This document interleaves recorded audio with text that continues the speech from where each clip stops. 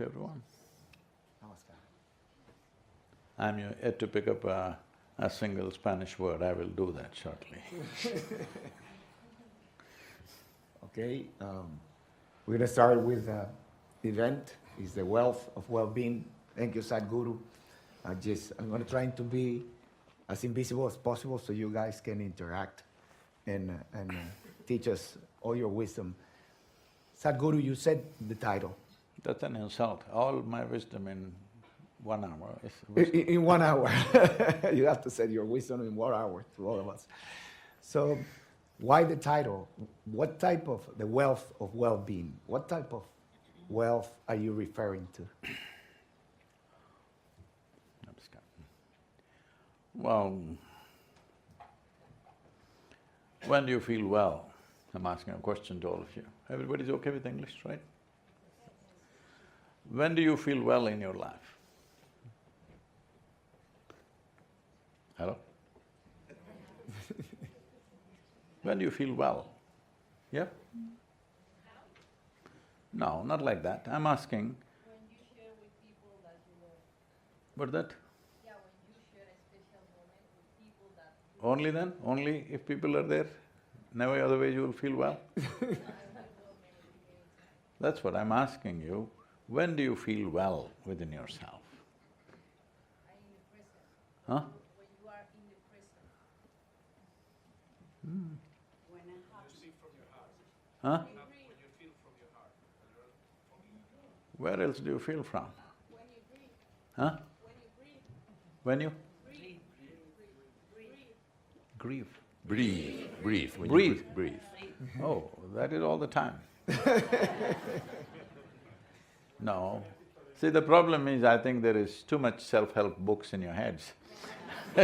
Just tell me a simple thing, when do you feel well? When you are well. When you're happy, when you're joyful, hello? You feel well. When you make the things that you love, go with your dog, motorbike, friends. No, see, those are external things. When do you feel well? When you're peaceful, joyful, blissed out, or loving, you feel well. When your emotions are pleasant, when your experience is pleasant is wellness, isn't it? Pleasantness of experience is wellness, am I correct? You feel well. And how many ways can you feel well? See, if you are pleasant in your body, if your body is pleasant, we call this health. You want it? Hello? No, you're hesitating. Whether you say yes, no or silence, I'm going to bless you from now on. Health, you want it? Yes. Please say a clear yes, because you must understand all the people who are unhealthy, they didn't think they're going to get unhealthy. They were also like you and me. Suddenly one day, things went all wrong. So health is not an assured place. Hello? It's not a guaranteed place. Next moment we can step into ill health, possible or no? We don't wish it, but is it possible or no? So I'm asking you, pleasantness of body is called health. You want it? Yes. Good. You must say a clear yes to yourself, not to me. It's very important, every cell in your body knows you want health, because one of them can turn against you and cause you a lot of trouble. If this body becomes very pleasant, we call this pleasure. You want it? If mind becomes pleasant, we call this peace. Only 5 people. Okay, I'll bless. Pleasantness of mind, you want it? Yes. If it becomes very pleasant, we call this joy. Yes. If your emotions become pleasant, we call this love. Yes. If it becomes very pleasant, we call it compassion.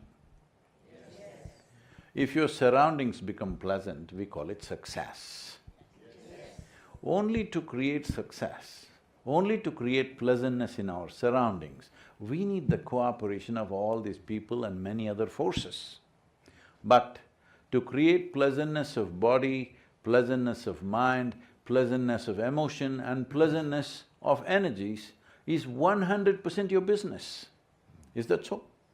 Yes. So, to be well, Your body, your mind, your emotion, your energy needs to be pleasant, and it's completely in your hands. Pleasantness of the surroundings is in many people's hands. You need to get all their cooperation. That is a question of skill and competence. Not everybody can create the same level of pleasantness in the surroundings. So wellness or what is being well is 100% in your hands. Now we're talking about well-being. See, there are many creatures, millions of creatures on this planet, some are big, some are small, some are microscopic.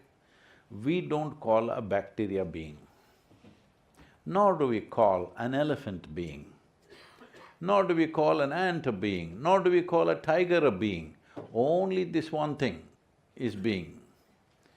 What this means is, a human being means you are the only one who has the capacity to determine how to be. All others are living by their instincts and natural instincts of survival, so situations will decide how they are. Human being means you can decide how to be. It doesn't matter where you are, you can decide how to be. Right now you can sit here and be blissful, or you can be miserable, both the choices you have right now. Exercising this choice is where your well-being is.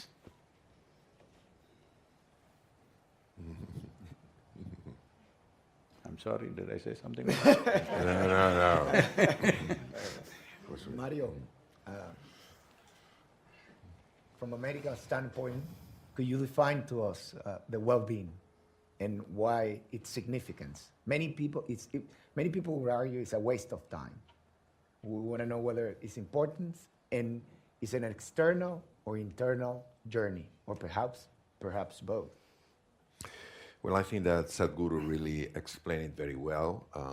Sometimes it's a difficult language for us in the sense that he's talking about different parts of reality. For us, reality has to do just with our senses, with our five senses, so it's everything outside. So if somebody treats me well, I will feel happy. If somebody treats me poorly, I will feel sad or angry or frustrated.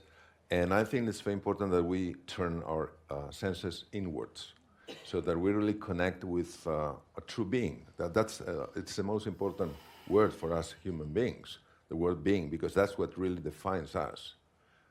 What really defines us is not our body, it's not our thinking, it's not our feelings, are not our emotions, it's our being, who we are. And we have disconnected with our being so much that we have identified ourselves with something that we are not. I have a body, I have thoughts, I have feelings, I have emotions.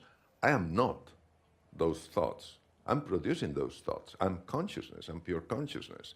And when I get in touch with that, I experience kind of joy, a kind of wisdom. I am aware of my true innocence, so I remove all guilt and shame from my life. From the medical point of view, this is very important because, you know, we physicians, unfortunately, many times we're very much disconnected with the spiritual realm and even the psychological realm. We just see with our eyes the body, and unfortunately, sometimes we don't see even a patient. We see an interesting case, which is very unfortunate in medicine. A client. So, but when we really see the beauty, the greatness, the sacredness of somebody who is in front of us, and we develop this deep way of looking, that deep gaze, and we treat that person with respect, with compassion. We truly listen to that person. We know for sure, it has been demonstrated by very well-known scientists. We know that even the chromosomes and the DNA catches this kind of message, and something starts to change. So now we know for certain that love, unconditional love, which is a different kind of love than the one that we are used to experience in our lives, which means that yesterday we had an amazing dinner at Javier's and Alancha's house, and when we had today the opportunity of meeting Sadhguru's daughter, who is not only a great soul, is also an amazing dancer who really touched our soul, and she's his only child, but when he is asked about the other people, he sees everybody as his family.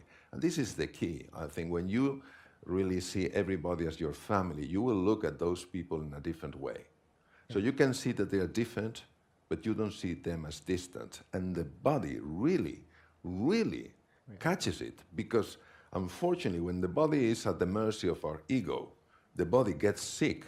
When the body is connected with our true being, the body becomes much healthier, you get much more energy and much more vitality. So I think that what Sadhguru has shared with us is pure gold. Sadhguru. Gold is not a very useful metal, except in the marketplace. It was a metaphor. Sadhguru, how important are our thoughts? I'm sorry? How important are our thoughts in our well-being, to shape in our well-being?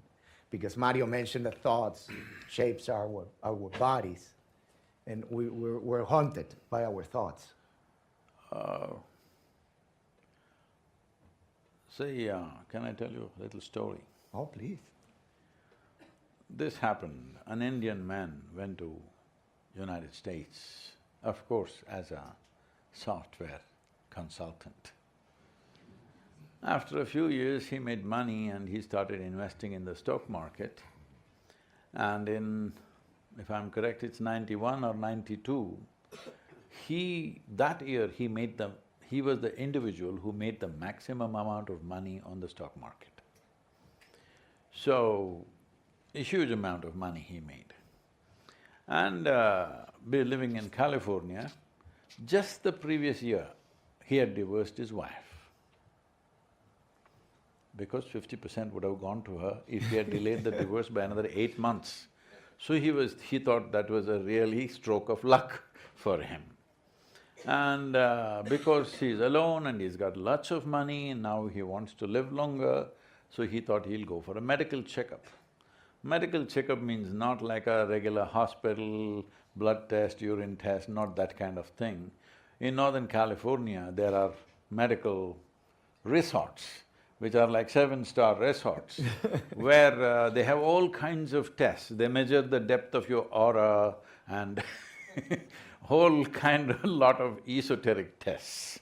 So, he entered into one of those 2-week programs for a checkup, general checkup. So he was given a nice room on the 5th floor of the building, and they allotted a very pretty-looking nurse to take care of him. Everything was going fine. On day 4, he felt so relaxed. Unfortunately, what should happen in the toilet happened on the bed. Then he didn't know how to handle this situation, he was seeing how to get rid of this mess. Just then he heard the young nurse coming towards his room. Fortunately, in United States at least, women don't walk quietly, they walk talk, talk, talk, talk. So he heard the noise and he doesn't want this young woman to see the mess that he's done on the bed. Not knowing what to do, in a rush he picked up all the bed sheets and threw it out of the 5th floor window. Down below, a normal man was just walking home from a party. And, he was walking sideways, it helps, all right? Because with a few extra drops in your head or in your body, suddenly you realize the planet is round and it's spinning and it helps to walk sideways. So he was walking sideways and going home, and suddenly the sheets came and covered him. And he fought with the sheets, he screamed and yelled and fought with the sheets. It took him over 2 minutes to get it down. By then the security arrived, hearing all the commotion. Then they asked, "What is happening here? Why are you screaming and yelling like this?" He looked down and said, "It looked like I've beaten the shit out of a ghost." So you create your ghosts and you fight them. What to do for that? It's like fighting with your shadow. You fight with your shadow and you think you're going to win the fight any time. So your thoughts are just small shadows of what you have gathered in your head. You cannot have any other thought other than the data that you have already collected. Try and see. Have another thought about which you know nothing. There is no such thing. With a little information, you can do permutations and combinations and create thousands of varieties of thoughts, but it's still the same stuff. You cannot think about something for which you have no information in your head. You will understand this very well as the AI technology progresses. You will see, with the same information, they will think better than you. They will produce more variants than you can. So this is already beginning to happen, it'll happen in a big way. It's a very good time for people to realize, I've been fooling myself for 1,000 years, telling myself something intelligent is happening. In the yogic sciences, we ascribe no significance to thought.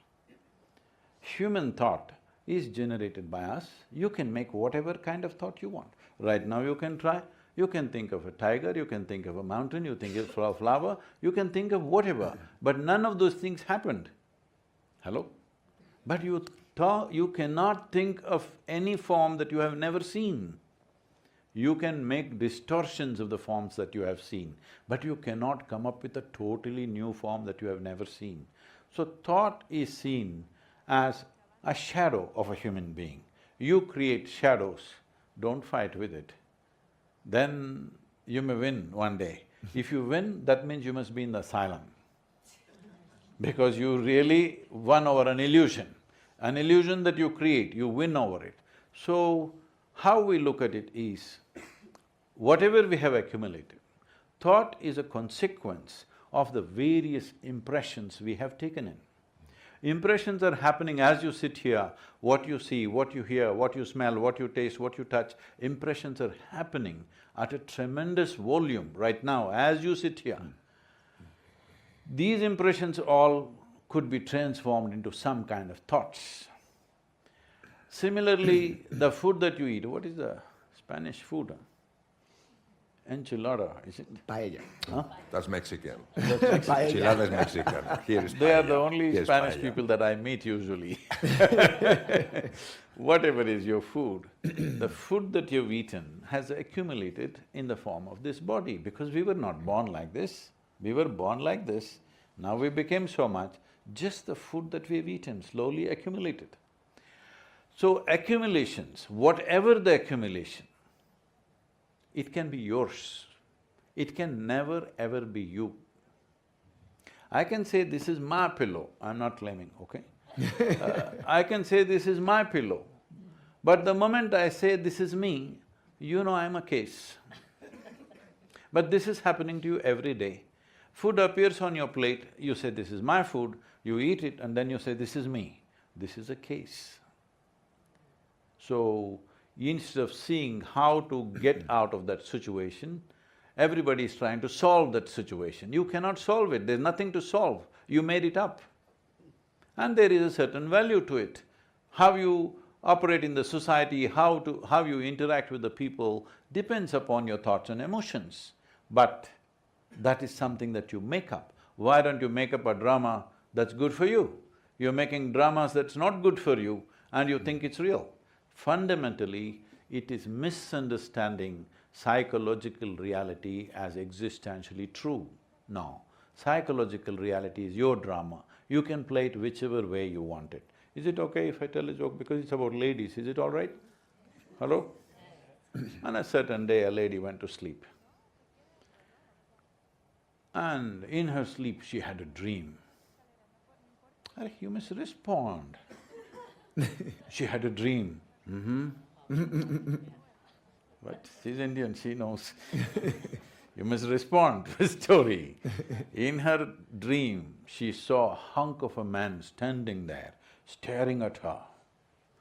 Then he started coming closer and closer and closer. He came so close, she could even feel his breath. And she trembled, not in fear. And she asked, "What will you do to me?" The man said, "Well, lady, it's your dream." What's happening in your head is your dream, you can do whatever you want with it, as long as you know you're doing it.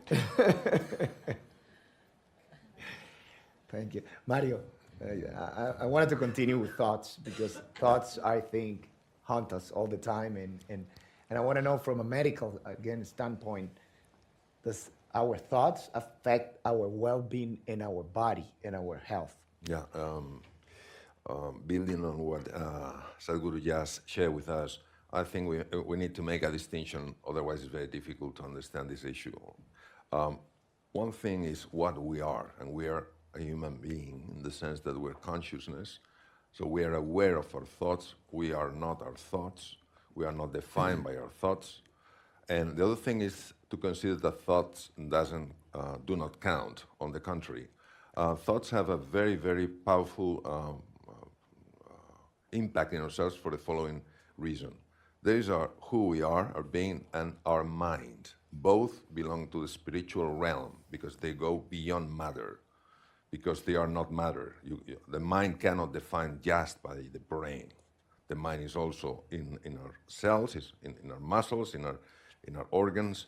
So what happens? Our mind produces thoughts, and our mind is extremely powerful in a world of matter, time, and space. So if I produce the kind of thoughts that we call dysfunctional thoughts, like I am not worthy, people are not trustworthy, everything is horrible, those negative thoughts are like energy moving in a world of time and space and matter. And it causes a problem in the body. We start to release certain hormones, for instance, cortisol, which has been shown in a lot of studies that really creates damage in our body. It increases inflammation in the body, which is at the very root of all kind of diseases.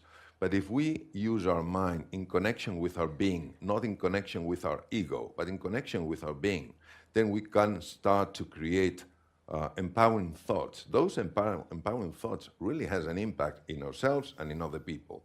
So the fact that we are not our thoughts doesn't mean that thoughts are not extremely powerful, because those thoughts are produced by the mind. What happens? That was discovered some years ago in the United States, that we have a network in the brain called the fault network, which has been kidnapped or hijacked by ego, which means that this is always distracting ourselves. So we are not in the present, we are not in the here and now, we're in the past, regretting what we did or we didn't do, bringing all kind of resentments, all kind of pain from the past, and projecting in the future some kind of problems that we will be unable to solve.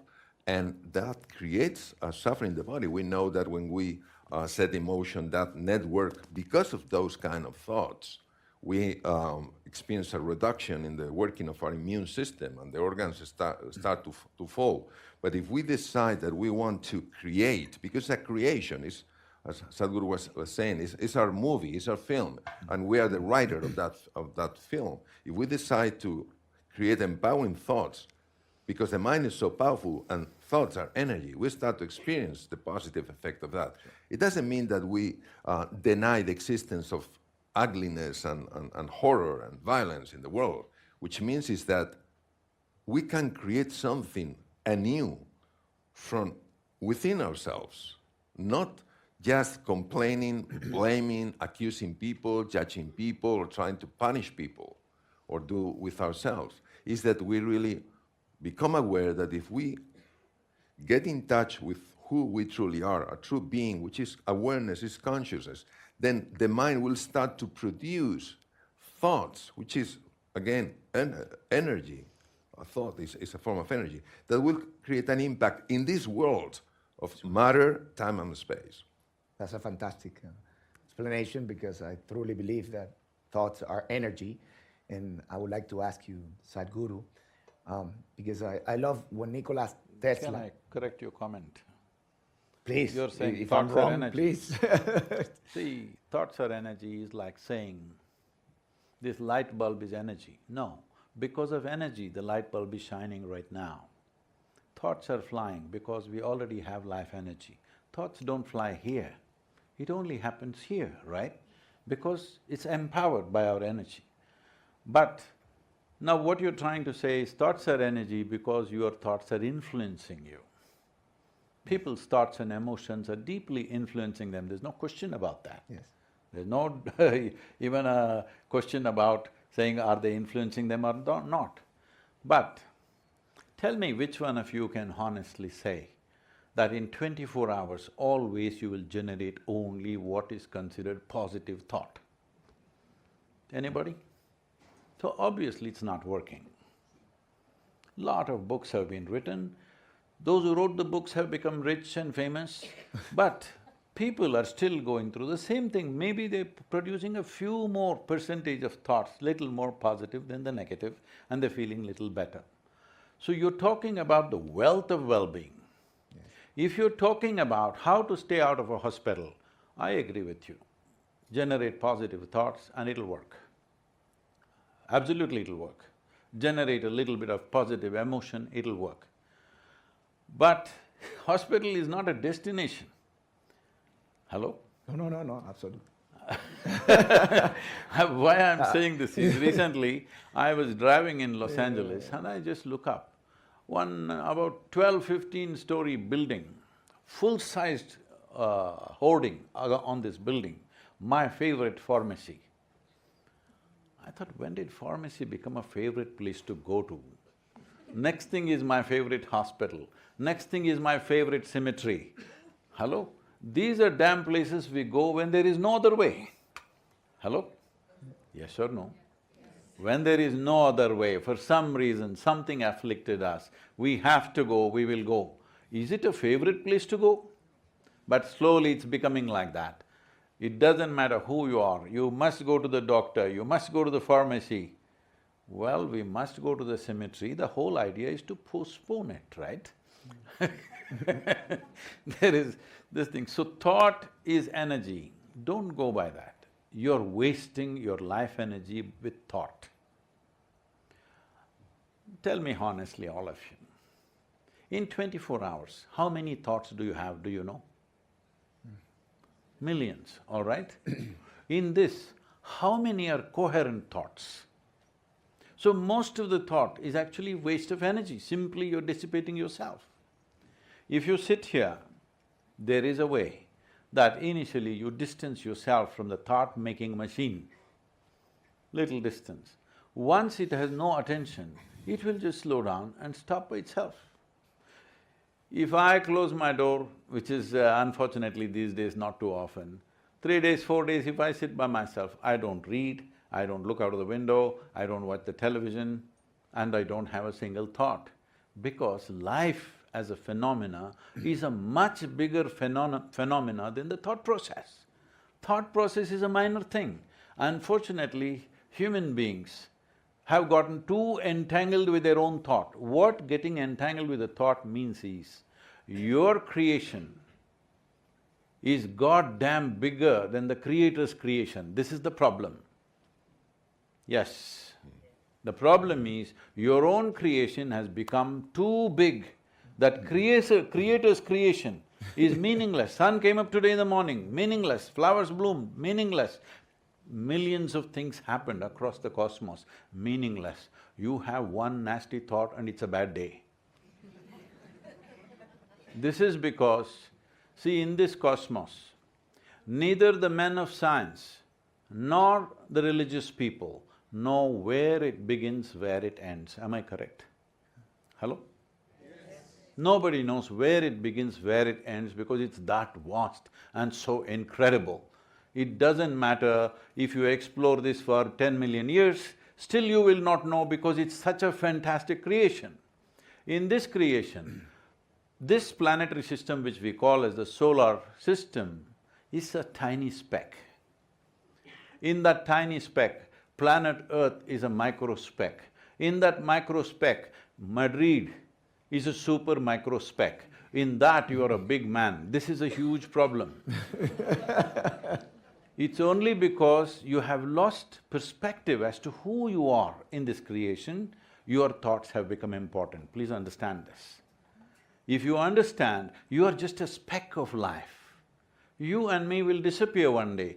So many countless number of people who thought they are smart and big walked this planet. Where are they right now? All topsoil, isn't it? This also will become topsoil. But in the meantime, I'm thinking I'm so big that my thoughts are important and it's a big energy which is going to make things happen. No, your thoughts are just shadows falling out. This which just weakens you over a period of time because every thought consumes a certain amount of energy. Thought does not create energy, let's be very clear about that. Thought is consuming energy. Now I'm speaking, This speech consumes energy. There's no question about this. Hello? Somebody else may feel inspired, but it's consuming energy. Without this, nothing happens. No activity happens without consumption of energy. Whether it's a thought or an emotion or a word that we utter, it is consuming energy. So, this energy may be used in so many ways. I am not saying human thought is completely nothing. It is only useful for handling material aspects of life, because the data that you have is all about the material that you have seen. When I say material you have seen, your eyes, they can see only that which stops light. You can see my hand, because it's stopping light. But something that's more vital than my hand in this room is air, but you can't see it. Hello? But can you live without it? So anything that does not stop light or anything that's not opaque, your senses cannot perceive. So, it sees only physical or material aspects of life. So, to handle material aspects, your thoughts are useful, the data that you have in your head is useful. But you're talking about wealth of well-being. Now, here thoughts have no role. And Sadhguru, you mentioned something important. What's the scope of well-being, Mario? The Romans says that a healthy mind on a healthy body. Is that everything there is to well-being, or there is more to well-being than healthy mind and a healthy body? Well, I see like three levels in our lives. The first one is just the material level, which is, you know, our organs. Is if I trip over and I break my knee, that's something that affects my body, and everybody understands that, and we have to take care of our body. Despite the fact that we are not our body, we have to take care of our body. And this is important for all of us, especially if you are close to the medical profession. There's another level which is the psychological level, and there's no question that people have been helped throughout centuries when they have come across a psychologist who really helped that person to change the nature of the thoughts, from negative thoughts to positive thoughts. But still, those thoughts do not reflect who we are. But those thoughts really have an impact in how we live our lives. We know perfectly that people who are under a depression are always generating negative thoughts. Of course, there are things which are painful around ourselves, but nevertheless, if we, being aware that we cannot change all thoughts, but if we are aware of our thoughts and acknowledge that we are not our thoughts, but we have thoughts, and thoughts play a role in this world of matter, time, and space, it's much better to be aware of the power of thoughts, because they have really an impact in this material plane. But there's a higher plane that, at least for me, from my humble perspective, is the highest one, which is who we truly are. So if you are just consciousness, if you're awareness, why do I need thoughts? I don't need thoughts. Let's say that I'm speaking with you, Jorge, and I'm thinking, what is Jorge thinking? Or what are our friends, our family thinking over here? Then, you know, I am making interpretation based on my past and how much I know you. I'm creating associations between the features of your face and other faces that have come across along my life. But if I'm pure awareness, I don't need thoughts, because I know exactly what's going on. But, you know, for somebody who is struggling with pain in the knee, if you tell them you are not your pain, you are much bigger, that's true, but nevertheless, for that person, now, that person is only concerned with that. If somebody is living in hell, in this world, in this earth, is living in hell because that person is always telling himself or herself, I'm not good enough, I'm not good enough, I'm guilty, I'm a sinner, that creates a lot of pain. And unless that person really knows that those thoughts are causing really a hell in his or her life, the person is going to change. If you tell that person, oh, remember, you are just a human being, you are pure energy, your consciousness, your awareness, you are pure spirit. It's true, but nevertheless, for that person, might not be helpful enough. But if you help that person to see the power of thoughts to affect his or her reality in this dimension of matter, time, and space, that person might find useful that and see not touching nirvana, but feeling better and experiencing that life is more beautiful. That person can start to look at things, because when somebody's under a depression, you have a beautiful sunset, that person cannot appreciate anything. But if you keep going in that hero's journey and you understand that thoughts are really an illusion, because we are dreaming, but we are not aware of that we are dreaming. And sometimes those dreams are, as you said throughout your story, okay, that man telling the woman, what kind of role do you want me to play in your dream? That's true. But and then when you go deeper or higher, I don't know how to call it, which happens usually in silence, when all the thoughts start to disappear because they are truly an illusion in reality with capital R, then you don't need thoughts.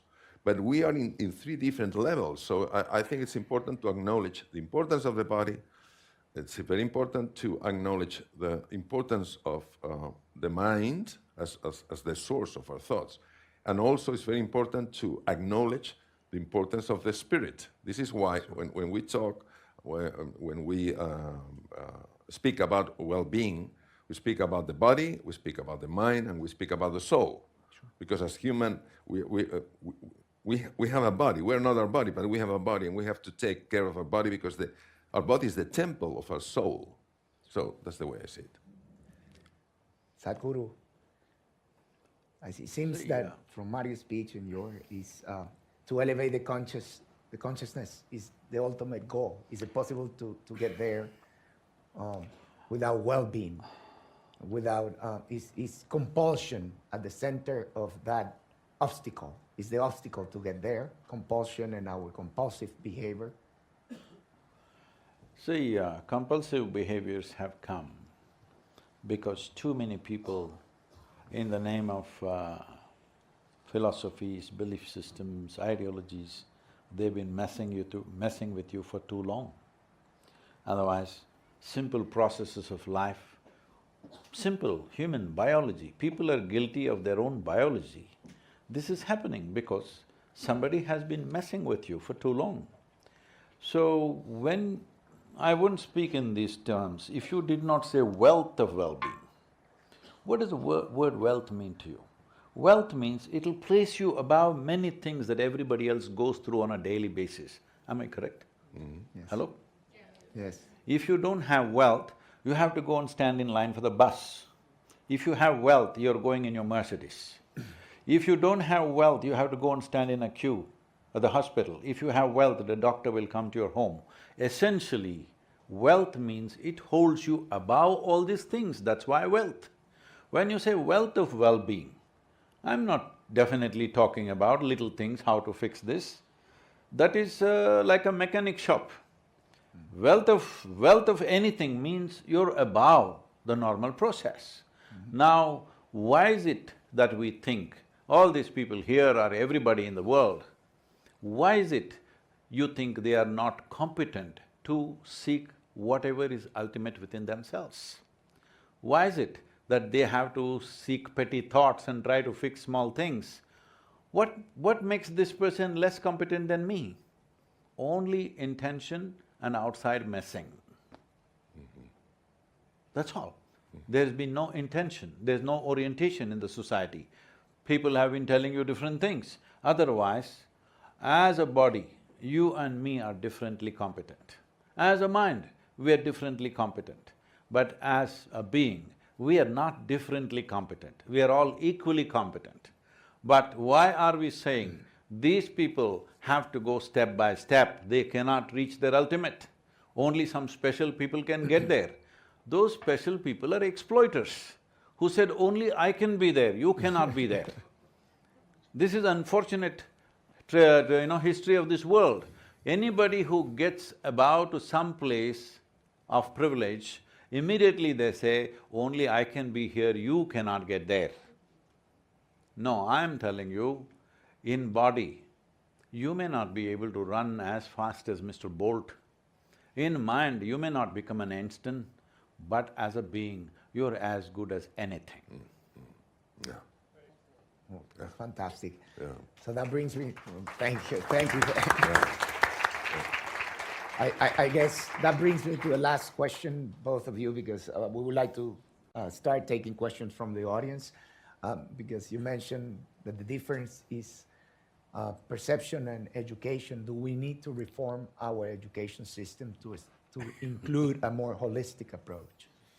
Yeah, and I think that what we need is a completely different perception of how things are. Because if we see each other at the same level in the dimension of being, I cannot be more than you. I can have more things than you or less things than you, but I cannot be more than you, because it's a sun ray is not more than another sun ray, because both acknowledge that they come from the same source. So I think that when we get in touch with our true being, which is our soul, our awareness, our consciousness, and see each other as being part of the same family, out of there, everything will change. So it's the point in which everything starts, which is an intention to get in touch with that deeper aspect of ourselves, our true nature, our true being, which is the same in everybody. That's the reason why we are sacred creatures. When we do that, out of that, we will have the creativity, the entrepreneurship, the entrepreneurial spirit, the wisdom, the love, everything that we need to create a different world. This is why, at least from my point of view, expanding our level of consciousness is the most important thing that we are. Because if we expand our level of consciousness, we will irradiate something which is really beautiful. If we just stay in the surface without getting in touch with the depth of who we are, we will not irradiate. We will project our own problems, our own hell into other people. So I think something that is a very deep mistake is when we imagine, we think that we will experience paradise when we leave this world. No, we can live in paradise right here. We can live in hell right here. But we need a special, at least from my perspective, a special way of perceiving things. So metanoia, which is a change of perception, for me is the key of everything. And it's also why love is so essential, because if you see everybody as part of your family, then you are living in love. Yes. And then you are living already in paradise. If you see yourself separated from other people, you see that you are more or less than another person, you are living already in hell. So this is why we need to tap into our true nature, unleash who we truly are, and invite other people to do the same, just by example, not by speaking, but the way in which we live. That's how I see things. Sadhguru? I mean, I don't want to go about negating everything, but seeing how a human mind works. Because one thing we need to understand is the thought process and the emotions that we go through.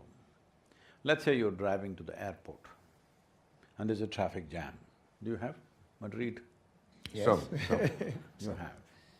So, traffic jam, running into a mile, and you are agitated, many things happening within you, freaking out. But somehow you made it to the airport, got into the airplane, it flew. When it flies off and it's making a turn, you see much bigger traffic jam is happening, but it looks so pretty. White lights and red lights, looks very pretty from up there. Have you seen a traffic jam from an airplane? Yes. What is the difference? Just a little distance. If a little distance arises, the most troubling situations look very different. So this is all that's needed. For example, in this world for thousands of years, at least not in the Indian civilization, because for thousands of years we've been saying the planet is round and going around the sun, for over 6,000 years we've been saying that. But in the rest of the world, there's an argument whether the planet is flat or round. This argument would have continued Only when people started navigating the oceans, they realized there seems to be a curve. When they started flying, they clearly saw it is a round planet. When they went and stood on the moon and looked down 100%, it is round. It's the distance, isn't it? When you're in it, even now if you walk up and down this hall, is it flat or round? In your experience, it's flat earth. Hello? In your experience, it's just a flat earth, how can it be round? If it's round and you're somewhere at some latitude, all of us should be falling off. We are not. I'm saying the important thing is a little space between you and your body, between you and your mind. If this space happens, which is not some great achievement, every human being can do that with a little attention. If that happens, what your mind is saying, what does it matter? You can make it say what you want, rest of the time it may be chattering some nonsense, depending upon what is topmost in its bin today, accordingly it'll be. It's like, see, you must understand your mind is like a garbage bin. Because you can't choose what should go into it. Can you choose? I like this man, he must be in my mind. I don't like her, she should not be in my memory. Is it possible? Is it possible? If you say, I don't like her, she will be in your dreams also. Yes, you try to reject some face and see, it will rule your mind completely. So, you don't have a choice as to what you can store in your mind. What you can use, you have choice. What you have in the content of your mind, you have no choice. Anything that you perceive from the outside world gets impressed upon you. Now, if you're conscious enough, you can use what you have consciously, what you want, what you don't want, you can filter. But if you're compulsive, it'll happen. So essentially, we are talking about either compulsive behavior or conscious behavior. It's not just in behavior, in action, in speech, in thought, in emotion, in energy, in the way, the kind of reverberations we cause within ourselves. Is it a compulsive process or is it a conscious process? Instead of working towards the conscious process, we are trying to clean up the compulsive process. You clean up as much as you want.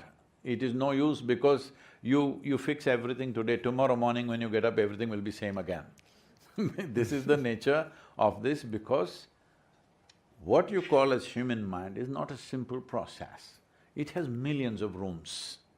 In your life, you might have explored 2 rooms or 5 rooms or 10 rooms, but it has millions of rooms. There are medical cases of, I was talking to some of the top psychiatrists in UK, and they were saying they found a man with 32 personalities, full-fledged life. He's schizophrenic, 32 personalities, he's living 32 lives, absolutely. I said, 32 is not a big number. A human being can live 10,000 lives. It is just that you may not have time and space to do that. Otherwise, human mind is capable of such complexities. Why is it so? If I can take 2 minutes, can I? Please. See, in yogic sciences, we look at human mind like this. Human mind has 16 parts. In these 16 parts, you should use only one part to handle your material success in the world. Remaining 15 parts are needed for something else. But right now, most human beings have everything they got just to earn a few bucks, just to handle their survival, to comfort their body, comfort their mind and emotions. Entire life, all their intelligence is used only for this. These 16 parts, what are they? These are called… the first part is called buddhi, which means the intellect. The second is called the manas, which means the larger silo of memory. The third is called the ahankara, the second is called ahankara, third is called manas, the fourth is called as chitta. Let me explain what these are. Buddhi means intellect. How do you want your intellect, sharp or blunt? Choose, I'm going to bless. Sharp. So if you have a sharp instrument, let's say you have a knife in your hand, then you must be conscious how you handle your hand. If you are little la la la la la la, intestines will come out. Why is it that we don't give a knife to a child's hand? Not because knife is dangerous. There has not been a single incident where knife jumped up and stabbed somebody. There's not been a single incident. Hello? It is only the hand which is handling it. Whether it'll save a life or take a life depends on the hand, not on the knife.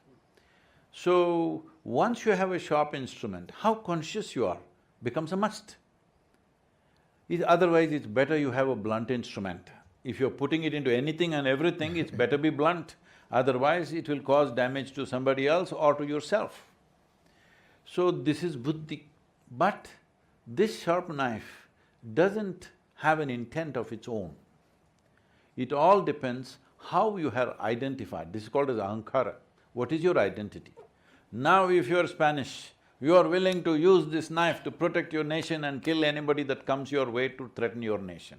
If you are some other country, you are that. Hello? If you're just outside the border, you will fight for that. If you are whatever, it doesn't stop with nationality, race, religion, gender, nonsense, so many things. Whatever is your identity, the moment you're identified with something, your intellect is enslaved to that identity. It will only work to serve that identity.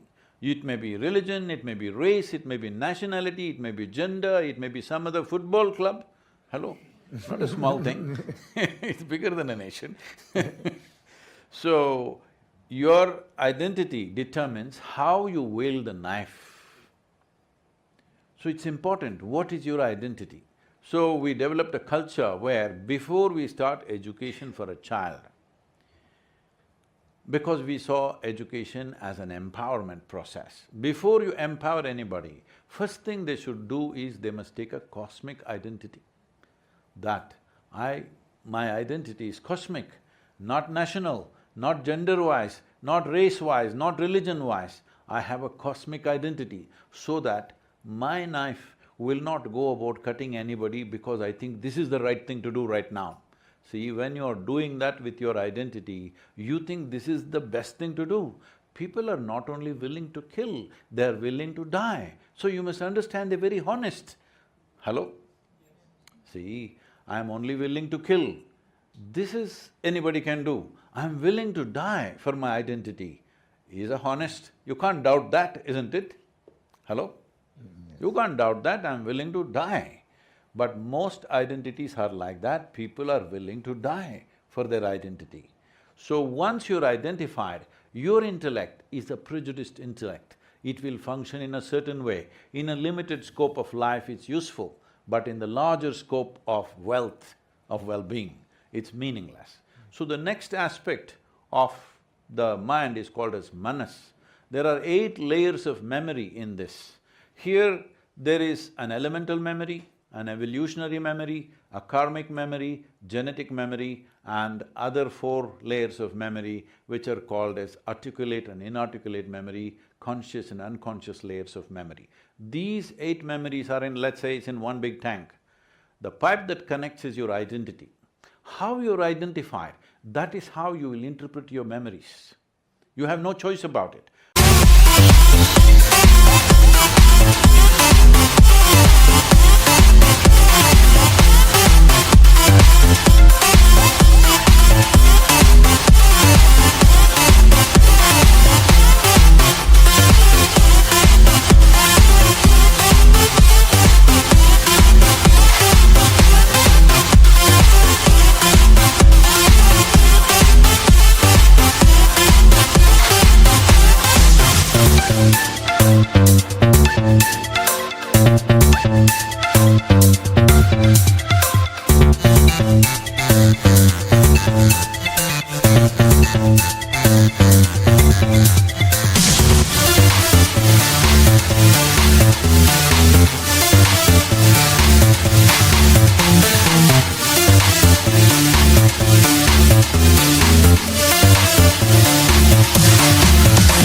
Once you say, I'm Spanish, everything Spanish looks fine. Hello? You see, look at all the nations, I'm not just talking about your nation. There's a flag, it's just a piece of cloth, all right. But now this is Bharat, this is my country's flag, tears will come. Hello? Yes or no? Yes. Who did this to you? Right from your childhood, somebody told you this is your identity. Once you create that identity, your intellect works like that, all the bank of memory that you have is all interpreted according to your identity. So there is a knife and there is a hand which holds it, and there is a memory that is backed up. Depending upon what type of memory and what kind of identity, accordingly your knife is wielded. But there is a fourth dimension of intelligence, which we refer to as chitta. Because there is no appropriate English word, I am continuing to use the Sanskrit word. English word they will use loosely, consciousness. That's not what it is about. Chitta means it's an intelligence which is unsullied by memory. All your intelligence right now is sullied by memory. That is, your memory determines how you use your intelligence, isn't it? I know this person, I don't know this person, I like this person, I don't like this person. Accordingly, whatever is your memory, accordingly your intelligence functions. So there is a dimension of intelligence within you which does not have an iota of memory. Well, this may not go well with your culture, but in the yogic lore, it says like this: if you access your chitta, God will become your slave. You interpret it whichever way you want. I am not talking religion, I am just telling you that which is the source of who you are. Because you eat a piece of bread and it becomes human body.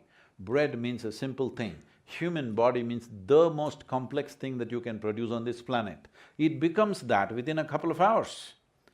There must be an intelligence beyond your understanding here, isn't it?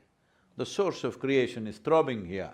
If you connect to that, then we say God becomes your slave. Now you don't have to do the simple things that everybody does. And is it the privilege of some exclusive special people who sit in some Himalayan cave? No, every human being has the same stuff. It is just that no intention to connect. That means they don't want to be wealthy, they want to stand in the queue. Please, it's time you get wealthy. Wealth of well-being must happen to every one of you. Wow.